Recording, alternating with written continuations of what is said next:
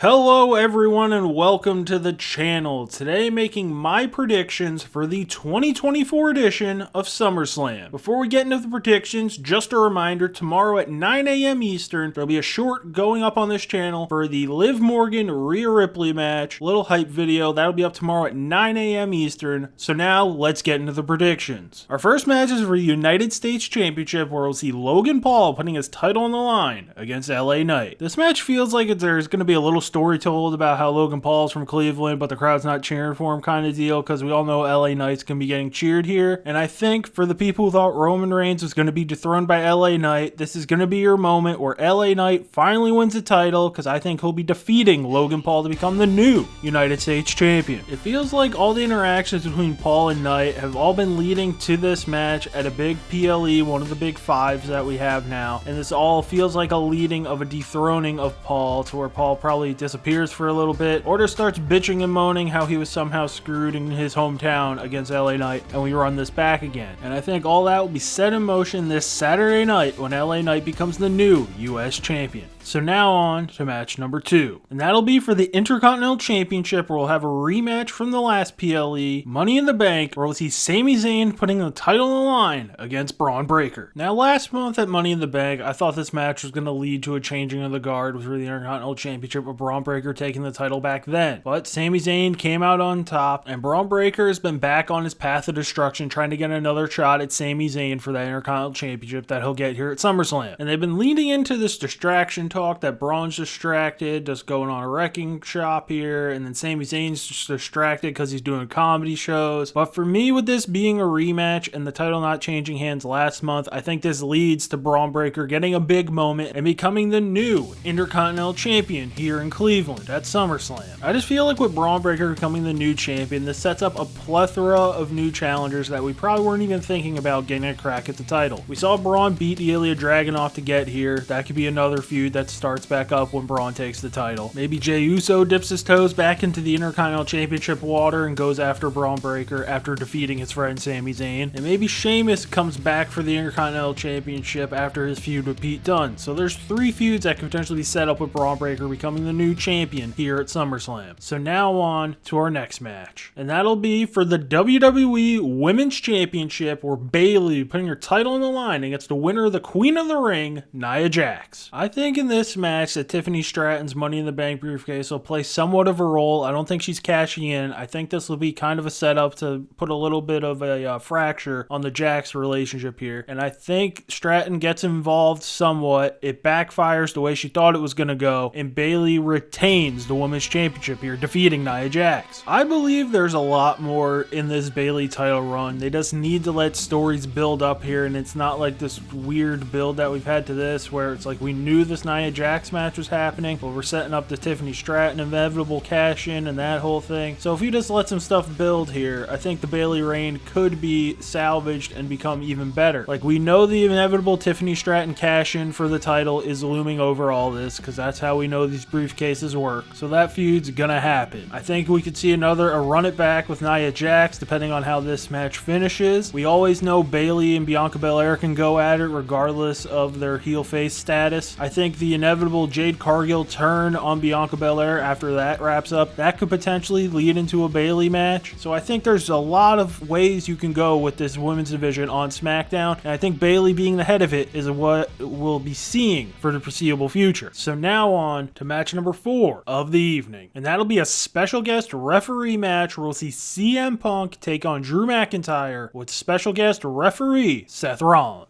So before we dig into this match, just a heads up, next Monday Superstar Spotlight video will be on one of the people in this match, and if you've seen the other 2, you know it'll be CM Punk, so that'll be next Monday at 9 a.m. So for this match, I could see this going like 16 different ways, and I don't really know which one I think is going to happen here. I believe something screwy will be happening with Seth Rollins. That's why he's here. Like, if this was going to be a straight up match, we would just have a regular ass referee. So option 1, I can obviously see Rollins screwing up. They do the Shawn Michaels, Bret Hart, Undertaker thing where Rollins clocks Drew McIntyre over with the chair. He has to count 1, 2, 3 for Punk as Punk like stares at him maniacally, and Punk wins. And then we would see maybe a triple threat. Maybe this would lead into Rollins and McIntyre, but I don't know what Punk does in the in-between for that. Like, I wouldn't see him going for the world title with who could potentially be the champion there. So where would that leave Punk in all this? Option 2, which I've been saying, I said it in the comments of my video from last week of the short on Jack Perry, where I think that Drew McIntyre would get the upper hand after Rollins screws up and hits Punk. This would lead to Punk getting knocked down. McIntyre gets the pin as Rollins slow counts going, I screwed up, come on, get up. And he doesn't, and Drew McIntyre wins and gets something up on CM Punk. And this would lead to Punk and Rollins going at it. McIntyre still gloating off of his win over Punk here, saying, I told you I'd do it. I still have your bracelet and all this stuff. And that could eventually be reignited. And I could see McIntyre maybe dabbling back up into the world title mix, but I don't think you'd want to do that right away. But I certainly believe the loser of this match is going to be feuding with Seth Rollins next after he's kind of been sent to the side during this whole little run after his loss to Priest at Money in the Bank, which probably shouldn't have happened. So for me, for my pick here, I just look at what's been happening, and for me, I just feel like Drew McIntyre needs to get a win and beat Punk here because he's looked like an absolute idiot for most of this. He's been blinded by rage, and that's cost him the world title at WrestleMania, which kept this Punk feud going, which led to him losing to Priest at Clash at the Castle because Punk came in to get another one up on Drew for injuring him, and he got his comeuppance there, and McIntyre lost another world championship. McIntyre won Money in the Bank and thought everything was fine. Old Peoria Phil didn't show up to get a poutine, and then he goes to cash in, and oh, here he is, shoulder and all, and he gets screwed again, and this time Rollins gets brought in. So I just think, like, Punk lost a bracelet, which, okay, he got injured, which things could kind of balance out, but I think you need to do something here for McIntyre to get the ups here on Punk, to kind of start leveling the playing field more and more, because in just the stuff we've seen on TV, I think the stuff that's happened to McIntyre has been a lot more embarrassing to Punk, like losing the world title 3 times, basically, feels like a lot more embarrassing than, I got hurt, then, I got beat up, and then, this guy took my bracelet. Like, it just feels like the worst stuff's happened to McIntyre. I get injuries are bad, but 3 chances at a world title losing it, that's just ridiculous. I also feel like just the natural progression for Punk to get into a feud with Rollins, which we thought we were getting in April, but that was McIntyre, could just start happening now, and it just leads into more and more feuds. And then we know these 3 are going to mix it up in a 3-way match eventually. So I think this Saturday, Drew McIntyre gets the one up here, gets an up on CM Punk, and defeats him in Cleveland. So now on to our next match, and that'll be the Shorts hype video of the PLE, and that'll be for the Women's World Championship, where Liv Morgan will be putting a title on the line against Rhea Ripley. Now, I feel like everyone's leaning the same way. This match all comes down to which side is Dominic Mysterio on, damn it. And for me, I believe with the stuff we've been seeing and the stuff I feel like I've been saying for months and months at this point with the Judgment Day, I think Dominic Mysterio will be siding with Liv Morgan, and she will be retaining the Women's Championship here. I feel like I'm reading into this a little too much, but when the Judgment Day entered Raw, I think it was 2 weeks ago, it was JD, Finn, and Dominic together. I think those 3 would go out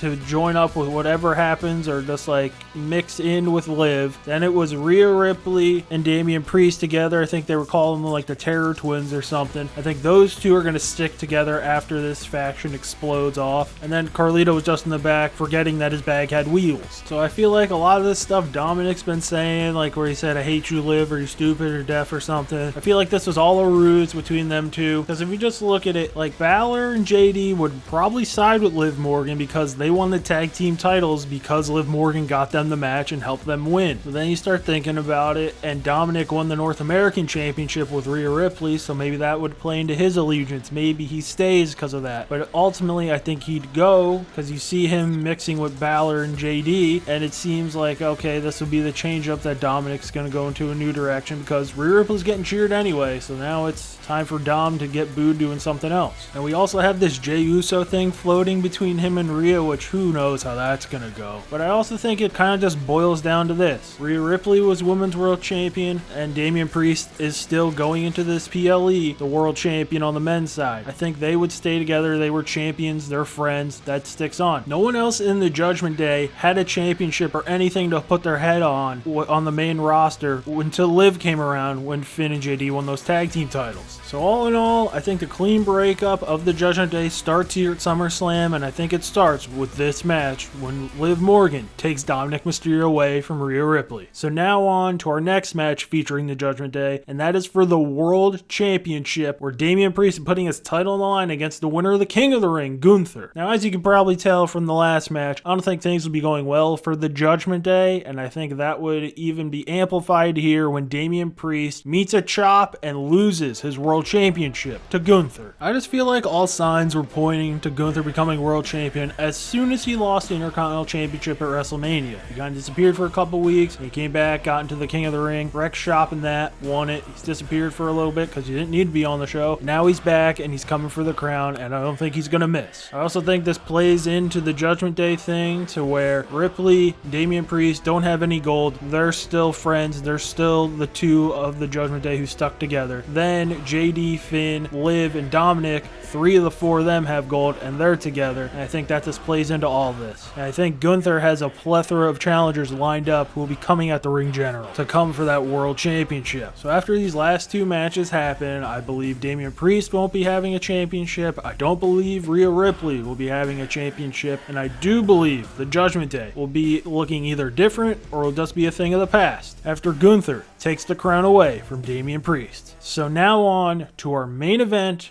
of the evening, and that'll be for the WWE Undisputed Championship, where Cody Rhodes will be putting the title on the line against Solo Sikoa. So let's all be honest here, this match would probably be the main event, and it's probably the main event for one reason and one reason only, and that is because I think everyone and their brother believes that Roman Reigns will be making his triumphant return to the WWE after or during this match at SummerSlam. And I think that Solo Sikoa will not be defeating Cody Rhodes, and I think Cody Rhodes will be retaining his WWE Championship here. There's a part of me that thinks it would be hilarious if Solo beat Cody, and then Roman came out, and everyone's like, oh shit, here we go, Solo's about to get his comeuppance, and then Roman's just like, I acknowledge you, my tribal chief. I think the internet would melt down and it'd be hilarious. But I realistically think Cody somehow, some way, whether that's more people pop out of the woodwork to help him dethrone this, or to neutralize this Bloodline 2.0 group, and he comes out on top. I think that's more likely, and I think that kind of sets up the whole like, oh, Solo lost. Remember, this is the guy who said losing matters, even though he hasn't really won that much. And also, Solo's not on a great winning streak on televised matches inside the United States. He hasn't won since last September, and I think that Solo failing sets up the Bloodline Civil War that we all think is coming, which now that I've fully said that out loud and started thinking about it, Jey Uso's in a very, very weird spot then. And I think Cody will be set on his way to go probably feud with Randy Orton next at Bad Blood, maybe. I don't know what happens at Bash in Berlin, but I think there could be a plethora of things happening on Friday nights, and maybe Roman starts popping up on both shows trying to get his cousin back. So maybe join up with him, Jimmy, and who else to be the OG Bloodline with some extras to go after these new guys. And I believe we'll be seeing that start up here after this main event match ends with Cody Rhodes keeping his undisputed WWE Championship. So that'll do it for my predictions for the 2024 edition of SummerSlam, the longest WWE video I feel like I've done in 100 years. Don't forget, tomorrow at 9 a.m., Liv Morgan, Rhea Ripley short type video for their match on this show. Also Thursday, there will be a Kazuchika Okada Superstar Spotlight on the channel. And then next Monday, CM Punk Superstar Spotlight video, followed up by Wednesday, the Bryan Danielson Superstar Spotlight video. There could also be some college football stuff coming. I have no idea what I'm doing with that game. It feels like it's in a weird spot right now. But potentially Boise State Online Dynasty stuff could be coming to the channel, along with the Superstar Spotlights that will end at the end of this month to kind of hold us over for the summer stretch until football comes back. So if any of that interests you, hit the subscribe button so you'll be seeing that. Also, if you like this video, hit the like button. And don't forget to come back tomorrow and Thursday, next Monday, next Wednesday for all the shorts on the other wrestling content that I'm doing. And as always, thanks for watching.